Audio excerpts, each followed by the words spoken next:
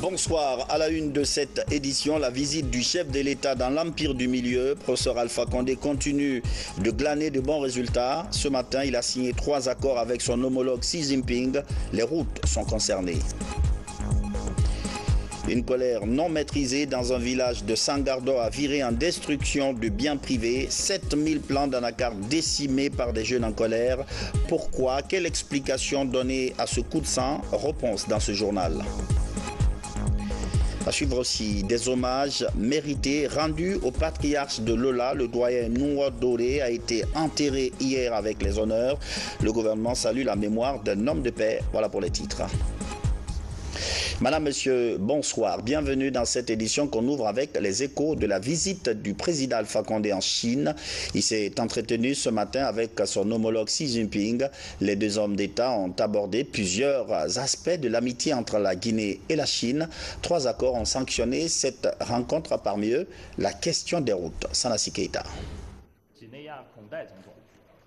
Nous sommes samedi 1er septembre 2018.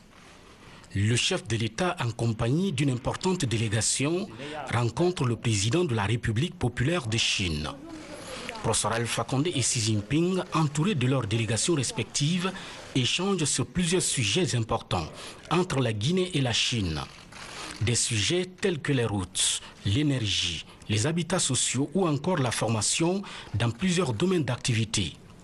Les deux dirigeants ont exprimé vivement leur souhait de toujours continuer à non seulement maintenir les bonnes relations d'amitié et de coopération qui existent aujourd'hui entre Beijing et Conakry, mais aussi et surtout les diversifier davantage au profit des deux peuples, guinéens et chinois. Un mémorandum d'entente pour l'appui à la sécurité alimentaire avec une assistance à hauteur de 6 millions de dollars. Un accord de coopération économique et technique pour l'approvisionnement en eau potable de la ville de Conakry et un mémorandum d'entente sur la coopération dans le cadre de l'initiative de la ceinture économique de la route de la soie. Ce sont ces 3 accords qui ont été scellés entre la République populaire de Chine et la Guinée, en présence des deux présidents, professeur Alpha Condé et Xi Jinping. Juste après cette rencontre bilatérale, le chef de l'État rencontre le président du Comité national de la conférence consultative politique du peuple chinois. Au menu également des échanges qui ont duré plus d'1 heure, le renforcement de l'axe de coopération Conakry-Pékin. Wang Yang a rassuré le président Alpha Condé de sa volonté et de celle de son frère et ami Xi Jinping de faire en sorte que les relations entre la Guinée et la République populaire de Chine soient un véritable modèle de développement. C'est en tout cas l'ambition qui s'est toujours affichée le président de la République, professeur Alpha Condé, depuis son arrivée au pouvoir. Retour en Guinée, l'actualité, c'est la poursuite de la campagne d'assainissement Conakry Ville Propre. Pour cette journée, plusieurs ministres étaient sur le terrain conformément au contenu du communiqué du gouvernement diffusé hier sur nos antennes. À Lambagne, le Premier ministre, chef du gouvernement, a participé à cette vaste opération coup de balai. Ousmane Bangora. C'est la 3e édition de la campagne d'assainissement Conakry Ville Propre. Ce samedi, ils étaient encore nombreux dans les quartiers de la capitale pour soutenir ce vaste programme initié par le gouvernement Kassori Fofana. Ici, au quartier Lambagne, dans la commune de Ratoma, les citoyens sont massivement sortis autour du Premier ministre, Dr Ibrahima Kassori Fofana, pour nettoyer leur localité. C'est une législation pour le population de se rendre compte que la propriété est un élément important pour la santé. Si tu vis dans un environnement propre, tu es couvert contre les risques de contagion. Je suis très content de l'évolution. Je ne suis pas en train de dire que Conakry est devenu propre. Je suis en train de dire que Conakry est dans la bonne tendance de gagner son décideur. Les jeunes du quartier Lambagne entendent poursuivre ce élan. élan qui vient renforcer les efforts du gouvernement Kassori Fofana. Nous devons respecter les lois de la République, c'est extrêmement important, et respecter nos autorités. Chacun doit s'acquitter de ses devoirs, parce que si chacun s'acquittait de ses devoirs, on n'allait plus parler de droit. Je crois que c'est extrêmement important aujourd'hui, et de vivre dans une ville propre. Et pour cela, il faudrait que tout et chacun qu'on puisse s'engager, c'est extrêmement important. Et ensemble, prenons notre destin en main pour le bien-être des populations. Cette action entreprise par le gouvernement s'inscrit dans le cadre de rendre notre capitale propre, en vue de minimiser les risques liés aux maladies hydriques, surtout en cette période de grande pluie. La même ferveur est observée à la minière autour des ministres de la Communication et des Travaux publics. Leur présence sur le terrain a surmotivé les jeunes du quartier. Tous les points noirs ont été assainis. C'était en présence de notre reporter Bernard Tanguinon. Au quartier minière, dans la commune de Dixine, c'est le ministre de l'Information et de la Communication qui a coordonné l'opération d'assainissement ce samedi. Des artères publiques et d'éventures des concessions sont débarrassées d'ordures. Une initiative à laquelle des citoyens adhèrent progressivement. C'est une bonne chose pour le gouvernement, mais nous les citoyens aussi, vraiment c'est une bonne chose parce que la santé, vraiment nous, dès que si le gouvernement nous aide à faire des choses comme ça, vraiment nous-mêmes, c'est une bonne chose. Je pense que c'est une bonne chose que les citoyens prennent conscience. Nous appelons les citoyens à la mobilisation, à faire en sorte que devant leur porte soit propre. Et j'en appelle aussi à la bonne conscience des gouvernants, à mettre le matériel nécessaire à la disposition de cette population et aider quand c'est nettoyé pour qu'on puisse ramasser.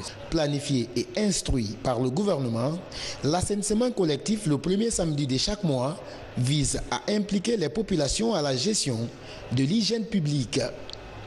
En se mettant personnellement à l'œuvre, le ministre Amara Somparé entend donner le bon exemple auprès d'autres citoyens. C'est une responsabilité civique, c'est la responsabilité de tout un chacun de participer à l'assainissement de notre habitat, à l'assainissement de notre ville. Parce que comme j'aime souvent à le rappeler, les ordures ne tombent pas du ciel. C'est nous qui produisons les ordures et c'est nous qui les mettons sur la voie publique. Donc il est important qu'en tant que responsable, en tant que citoyens consciencieux du bien-être des populations, nous participions au nettoyage de la ville et des quartiers. Même mobilisation au quartier Kamaen, où le ministre des Travaux publics et plusieurs jeunes de la localité ont assaini la voirie du quartier. Le gouvernement a demandé à tous les citoyens où qu'ils se trouvent de balayer devant leurs portes. Je pense que ce n'est pas une demande politique, ce n'est pas une demande partisane, mais plutôt une demande citoyenne pour soi-même, s'investir pour soi-même, pour éviter les maladies que nous connaissons, pour pouvoir vivre dans un environnement décent, propre, et les demander tout simplement que chacun balaie devant sa porte. Cette campagne d'assainissement public est ponctuée de sensibilisation des citoyens qui tardent encore à participer à l'opération. Une opération qui commence déjà à produire des effets positifs, à l'exemple de ces quartiers de la minière, connus pour sa propriété. Pendant ce temps, le secrétariat général des affaires religieuses nous annonce une bonne nouvelle. La fin du Hajj 2018, les pèlerins vont bientôt regagner Conakry. Le premier convoi retour est attendu lundi. Je vous propose de suivre ce communiqué. Bismillahirrahmanirrahim. Alhamdulillahi wa salatu wa salamu ala sayyidina wa habibina Muhammadin wa ala alihi wa sahbihi ajma'in. Les autorités religieuses, administratives, diplomatiques et consulaires en charge du pèlerinage 2018 et présentes en Arabie Saoudite par ma voix remercie très chaleureusement et félicite vivement d'une même voix Son Excellence, professeur Alpha Condé, président de la République, chef de l'État, pour son regard sans cesse bienveillant et son implication de qualité, qui n'a jamais fait défaut en faveur d'une qualification toujours progressive du processus du Hajj guinéen. Et ce, depuis son arrivée à la magistrature suprême en 2010 à nos jours. Qu'Allah l'agrée et le soutienne. Amin. Elle adresse également leurs remerciements et compliments à Dr Ibrahima Kassory Fofana, Premier ministre, chef du gouvernement, pour son rôle de facilitateur. Elle profite de l'occasion pour informer respectueusement Son Excellence, Monsieur le Président de la République, chef de l'État, Monsieur le Premier ministre, chef du gouvernement, les cadres du secrétariat général des affaires religieuses et la grande communauté musulmane du Guinée, que le premier convoi retour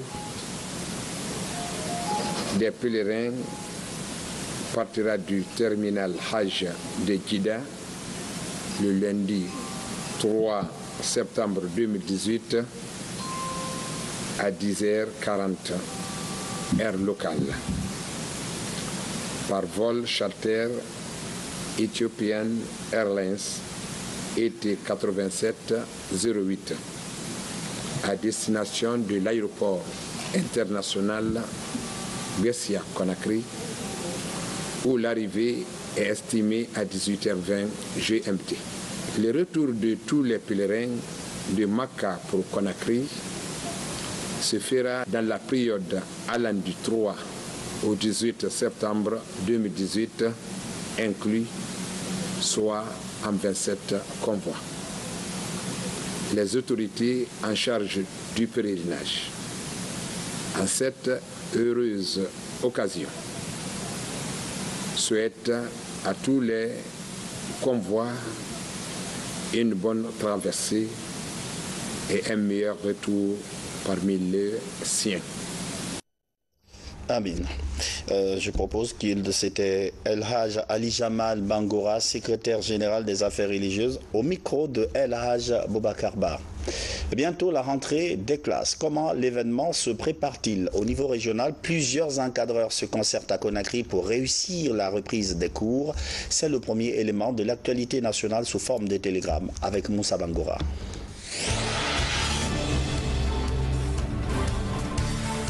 Préparer les enseignants pour une bonne rentrée scolaire. C'est le but de cette concertation entre les responsables du secteur éducatif de la ville de Conakry. Il s'agit pour ces éducateurs de discuter sur la formation des enseignants au niveau de l'élémentaire, la rénovation de certaines infrastructures scolaires en état de dégradation très poussée, mais également faire le bilan de l'année scolaire 2017-2018 afin d'améliorer les méthodes de travail pour un enseignement de qualité. Pour la bonne marche, c'est pour cela justement que nous sommes là, pour prendre des dispositions pour enrayer tout ce qui ne va pas au niveau du système éducatif, les difficultés qui sont là au niveau infrastructurel, parce que les problèmes d'infrastructure se posent au niveau de la région et au niveau de la pédagogie et la formation des enseignants. Nous voulons une formation continue à tout moment et la contribution des partenaires et la contribution de la communauté au niveau du système éducatif.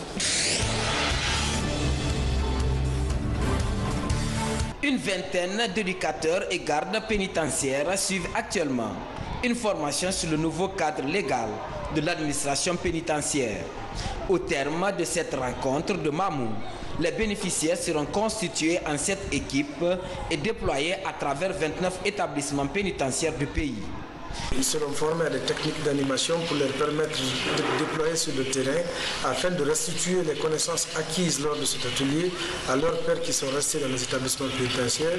Et le tout, c'est pour aider à humaniser les prisons, à permettre aux personnels pénitentiaires de travailler dans le strict respect. La préfecture de Farana a désormais son arc de triomphe. Le monument est implanté à la rentrée de Farana, sur la nationale Mamou Farana. Il a été inauguré par le président de la Cour des comptes, Mohamed Diaré. Ce chef-d'œuvre à l'effigie du premier président de la Guinée, Feu Ahmed Sékou Touré. L'initiative est de la génération Espoir de Farana. Aujourd'hui, si un étranger qui ne connaît pas la Guinée quitte Mamou pour venir à Farana, à la rentrée de Farana, il saura qu'il est proche de la préfecture de Farana grâce à ce parc qui va annoncer « Bienvenue, préfecture de Farana ». Accompagner les actions de développement initiées par l'État dans la préfecture de Kouroussa. C'est la mission principale des femmes volontaires pour la paix et le développement de la ville de Kamaralai. Séduites par les multiples réalisations du gouvernement, comme le bloc administratif, la résidence du préfet, la gendarmerie, la police, le collège Sundiata Keita, le lycée Amical Cabral, la mosquée centrale, ces femmes offrent un important lot de kits sanitaires et de produits pharmaceutiques à l'hôpital central de Kouroussa.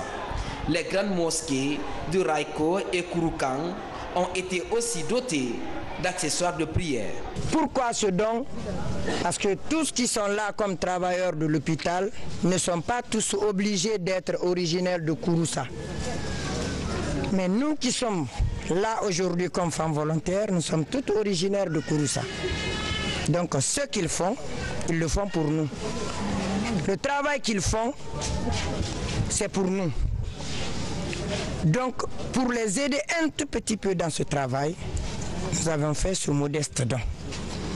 De blouses, de pampers, de trousses, de lavage d'enfants et même des médicaments. Parce que nous voulons l'unité et la solidarité entre tout le monde.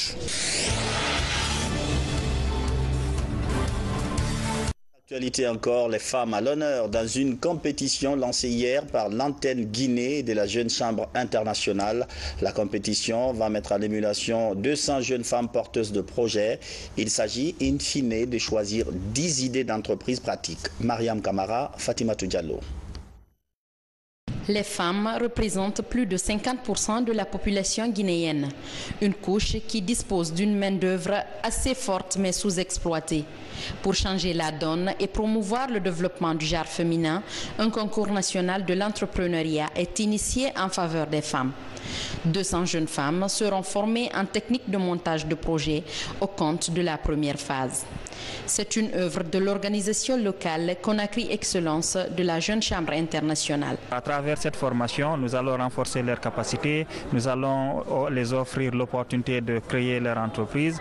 Mais ce qui est important dedans, c'est cet esprit communautaire et de responsabilité sociale que nous allons inculquer dans leur mentalité et qu'à leur tour d'offrir des opportunités de développement à d'autres personnes en étant des rôles modèles, en étant des personnes de référence, en employant d'autres jeunes qui ont besoin de l'employabilité. Avec plus de 100 ans d'existence, la Jeune Chambre internationale a réalisé de nombreux projets de développement. L'organisation bénéficie du soutien des Nations Unies. À l'issue de ce concours, la structure entend créer 30 emplois directs avec un suivi des 10 premiers projets retenus. Le tout sera sanctionné par la réalisation des 3 meilleurs projets. Déjà, le site internet conçu à cet effet va être lancé les prochains jours pour permettre l'inscription en ligne des candidates de Conakry et celles de l'intérieur du pays. Les femmes peuvent venir vers des appuis pour donner leurs idées de projets et nous allons voir la pertinence de cela parce que les femmes analphabètes aussi sont des femmes de la Guinée. Elles sont d'ailleurs les plus nombreuses. Même les femmes handicapées la candidature des femmes handicapées aussi, c'est vraiment encouragé parce que vous voyez aujourd'hui encore dans ce domaine-là, vous avez des personnes handicapées mais qui sont capables de travailler. Pour la faisabilité de cette compétition à dimension nationale, de nombreux partenaires accompagnent le projet pour un coût global de 521 millions de francs guinéens. La sous-préfecture de Sangardo dans Kissidougou, on va s'intéresser à plusieurs aspects de cette localité. D'abord, l'engouement des jeunes pour le développement local. Ça passe par des consultations et débats. La jeunesse de Sangardo soutient le projet de société du président Alpha Condé. Mohamed Siar Souma. Une dizaine de voitures en direction de Sangardo, localité située à 25 km de la ville de Kissidougou. Ici, autorités et cadres se sont donné rendez-vous pour échanger sur la problématique du développement local. Un exercice auquel la jeunesse est partie prenante, l'occasion de reconnaître les efforts déjà déployés sur le terrain, mais aussi de faire un plaidoyer pour le plein épanouissement des jeunes.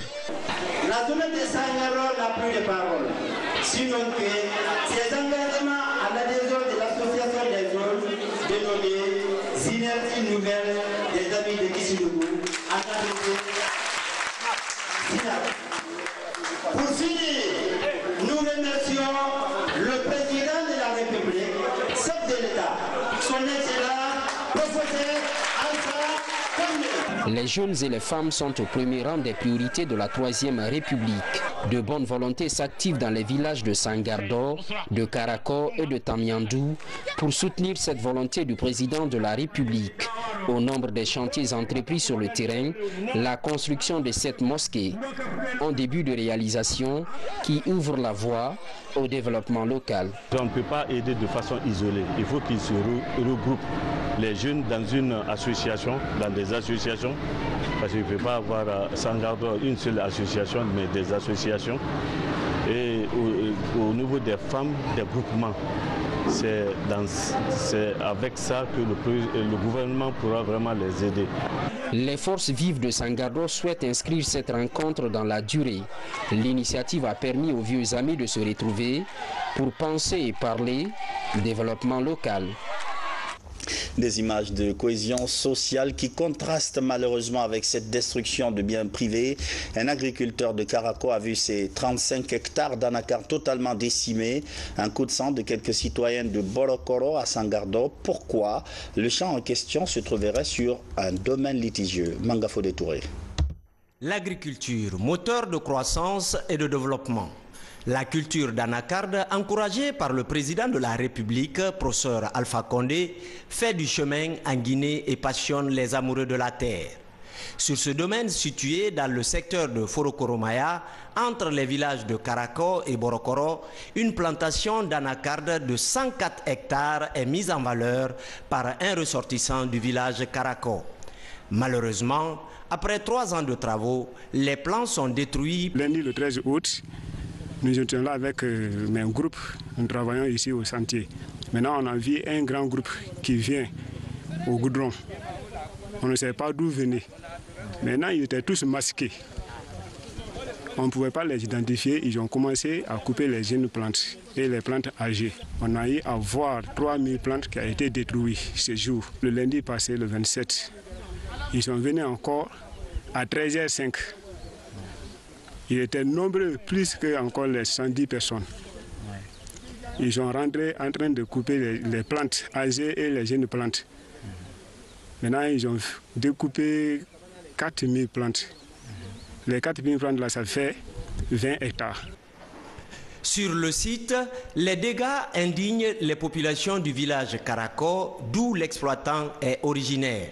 Elles demandent que justice soit rendue. Selon les sages du village Karako, ce domaine de leurs ancêtres est légalement octroyé à leurs fils en vue de l'exploiter. À Borokoro, la tension est vive et les populations réclament le même domaine et clament avec des registres datant de 1988-89. Les autorités de Sangardo apaisent les ardeurs pour un dénouement heureux. Quelle que soit la nature des problèmes qui s'opposent entre ces populations, il devait se référer à l'autorité. Les populations qui ont été sur les lieux détruire, elles ne devaient pas le faire. Pour finir avec ce problème, éviter l'affrontement, éviter qu'il y ait des pertes de vies humaines ou la destruction de biens matériels, que la délimitation, la matérialisation de la limite entre Borokoro et Karako par l'État. Dès que cela est fait, les relations sociales ne seront jamais détruites. Des litiges autour des domaines sont récurrents entre Karako et Borokoro. Une médiation pour la délimitation des deux villages serait plus que nécessaire. Déjà, en 2014, le conflit autour d'une zone aurifère avait encore opposé les deux villages voisins. La médiation des autorités des préfectures de Kouroussa et de Kissidougou avait alors permis de trouver un terrain d'entente entre les deux villages. Et en page noire, le patriarche de Lola a rejoint sa dernière demeure. Le doyen Nungo Doré, avec 95 ans, et représenté une véritable autorité morale pour la préfecture. Ses efforts inlassables dans le maintien de la cohésion sociale ont été salués par une importante délégation gouvernementale conduite par le ministre de l'Administration du Territoire et de la Décentralisation. Le film de la cérémonie mortuaire avec Salou Paye et Mohamed Lamine Kamara. À l'âge de 95 ans, le patriarche Nungo Doré a tiré sa révérence jeudi à Lola. L'illustre disparu a été un chantre de la paix et de la quiétude sociale pour toute la région des Erékouré. Suite à cette disparition, une mission gouvernementale est accueillie ici à la Maison des Jeunes. Autorités et population rendent un dernier hommage au patriarche de Lola. Nungo Doré, le patriarche disparu, fut un maillon important de la chaîne de la sagesse, de la chaîne de l'union, de l'unité nationale en Guinée.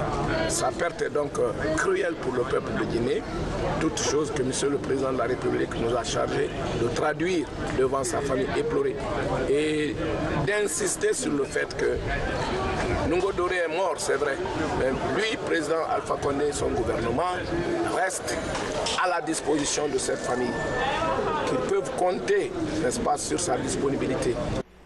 Lors de l'oraison funèbre, le parcours et les actions du patriarche ont impressionné le public. Il a ainsi collaboré avec plusieurs prophètes, tout en représentant avec le brio sa localité auprès des chefs d'État, notamment son Excellence le Président général Lassana Conté, son Excellence Président Capitaine Moussa Dadis Kamara, son Excellence Général Sodouba Koulaté, et pour rentrer enfin dans l'amitié avec son Excellence Professeur Alpha Condé, auquel il a apporté un véritable soutien et aussi une gratitude pour les œuvres de l'homme. Après les hommages rendus, Feu Nungo Doré a regagné sa dernière demeure vendredi à Lola. Paix à l'âme de l'illustre disparu. Amen. Et c'est la fin de cette édition d'information. Merci à vous qui nous suivez depuis Paris et partout ailleurs dans le monde. Bonsoir.